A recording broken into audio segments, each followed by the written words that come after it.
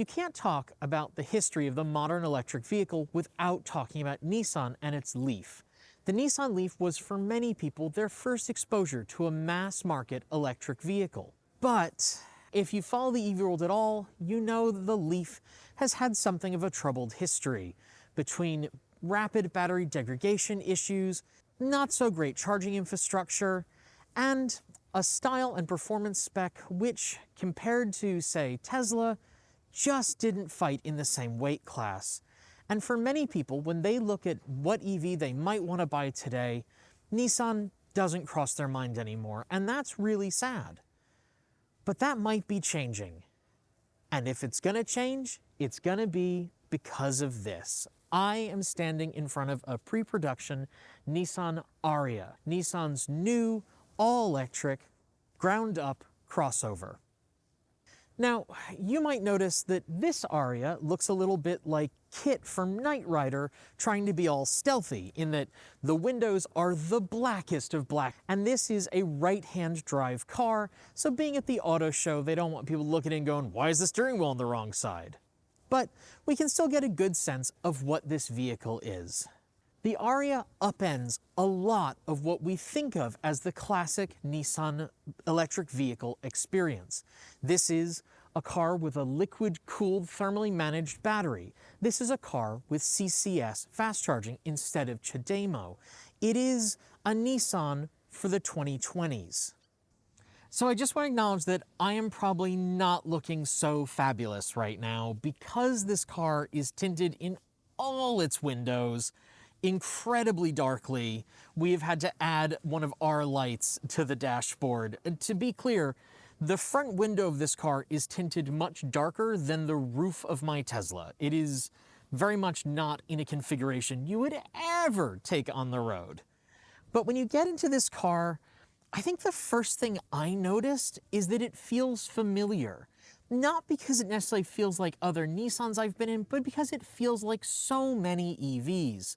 You have a very nice floating console with a gear selector.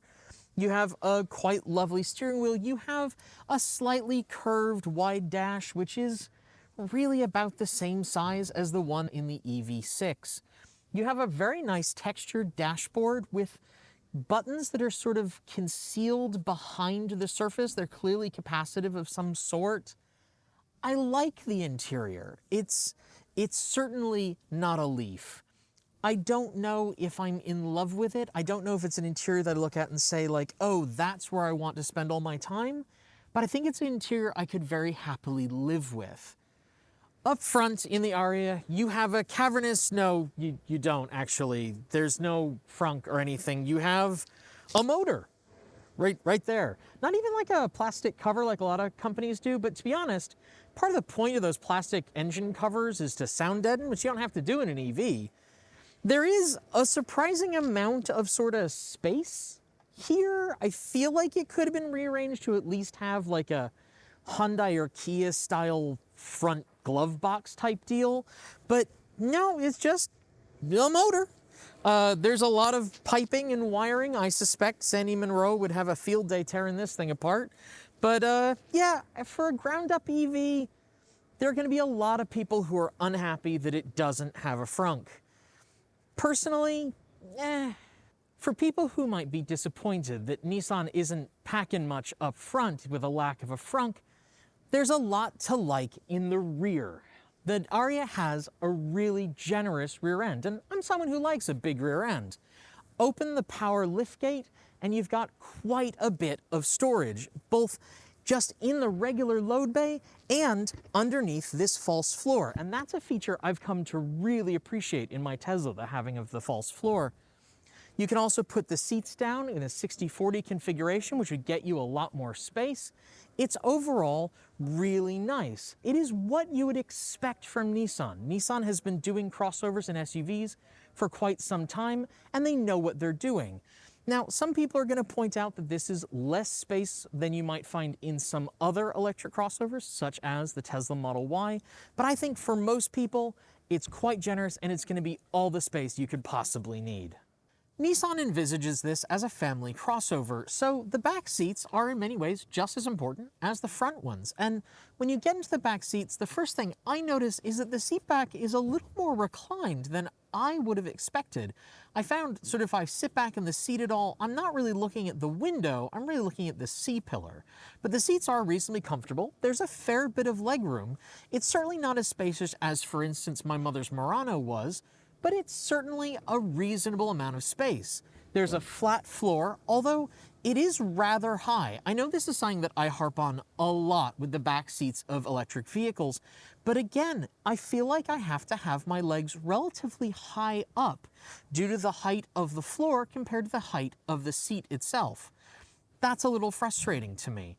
In this model, you have controls for heated rear seats. You also have USB-A and USB-C ports. It is comfortable.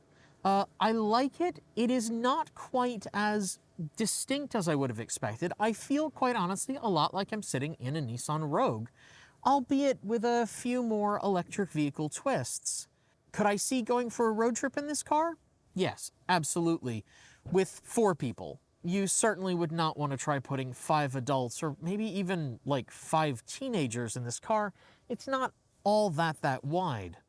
But it is a reasonably nice place to be. I don't know at this price point if the Ariya offers so much more over some of its competitors, but I definitely think if you're looking for an electric crossover, this is going to be a car you're going to want to take a look at along with some of the other vehicles in this class. So there you have our first look at the Nissan Ariya, Nissan's first all-wheel drive electric vehicle and their first electric crossover. Does it have enough to put Nissan back at the top of the list when it comes to companies building cutting-edge, exciting electric vehicles? I'm not sure, but it certainly is a really compelling package and absolutely worth a look. We expect you'll be able to see Ariyas on the roads in New Zealand before too long, so keep your eyes peeled and let us know when you spot one. And if you're thinking about getting the Ariya for your vehicle, let us know in the comments below. Thanks for joining me. See you next time.